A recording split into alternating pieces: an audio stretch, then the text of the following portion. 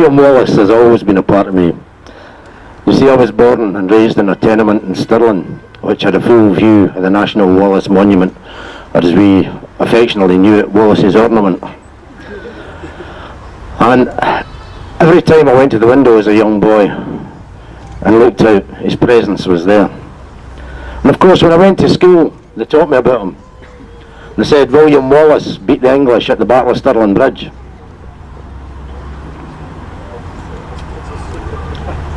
That was it.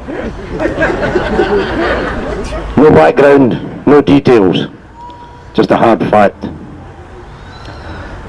I mean, to a young boy, that was equivalent to sort of saying Scotland beat England in football.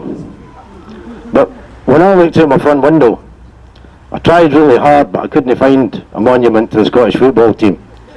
And there was a bloody big one to this guy called Wallace, so he obviously meant something. And I was very lucky because it was only 2 miles to the Wallace Monument, 2 miles to the field of Bannockburn, even less to Stirling Castle and Stirling Bridge. So I could walk there, and I often did. And I used to like to touch the stones because these ancient stones actually spoke much louder to me and told me much more about my country's history than my teachers ever did. And of course, when I went back to school, they taught me much more about history.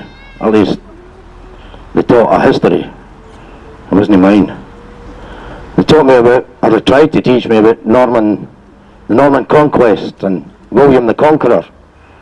And I didn't listen very much, but it didn't seem make sense to me if it was a Norman Conquest. Surely it was Norman the Conqueror. I don't know, anyway. Then we went on to the Bayeux Tapestry and Hastings and Magna Carta and Tudor Kings and Queen's England. There was a load of them.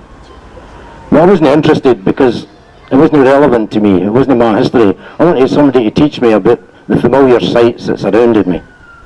And I didn't understand why that wasn't happening. Then as an adult, I did understand. I realised that Scottish history has been systematically suppressed for hundreds of years. The reason for that, of course, is because if you deny a nation its history, you deny that nation its future. So, 700 years ago, our establishment was absolutely terrified of William Wallace. Things haven't changed much. We're now on the brink of walking down the road to independence. 700 years on, do we need a figurehead to inspire on that road? Well, the answer to that is we don't need a new one. We've still got one. 700 years of trying to suppress history hasn't killed off William Wallace, and they're certainly not going to do it now. Each of us here today stands as a representative of thousands of our countrymen and fellow patriots, and it's on their behalf that we have come once again to pay our respects and to give our thanks to Sir William Wallace, Guardian of Scotland. Please join in with me. Scots were heavy, Wallace bled. Scots were Bruce as often led. Welcome to your glory bed, or to victory. For now's the day and now's the hour. See the front of battle, Lord, and see approach Prince Edward's Park.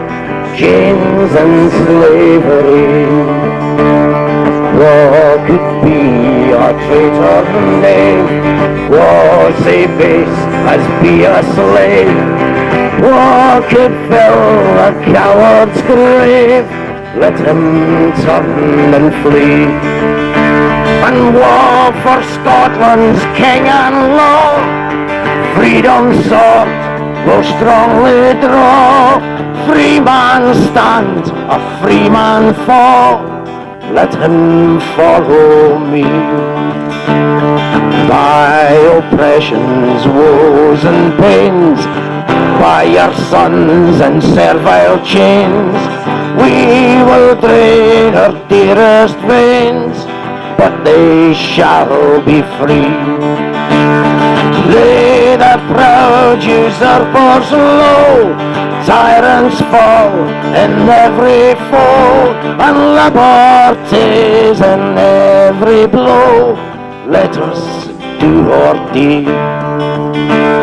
Scots wha hae wi Wallace bled, Scots wha Bruce has oft times led.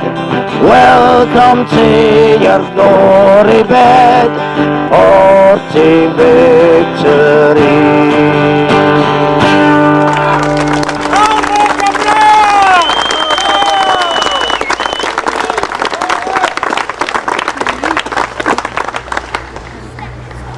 Just before we wrap up here, there's a gentleman I see in the crowd here, and I've seen him here every year since I started coming.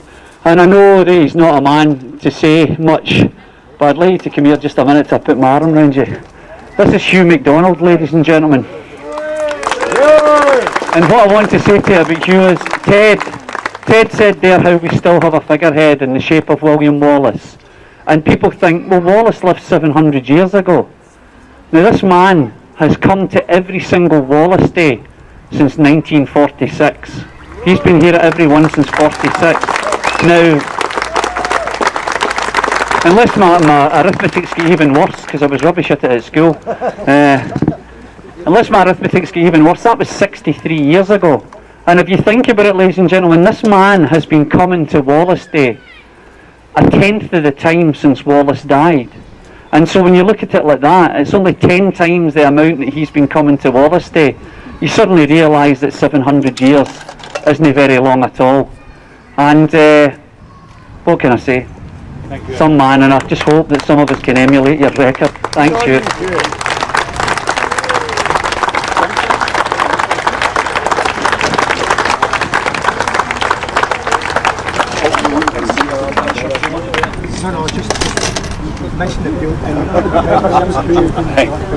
Now this is where we get to the business end.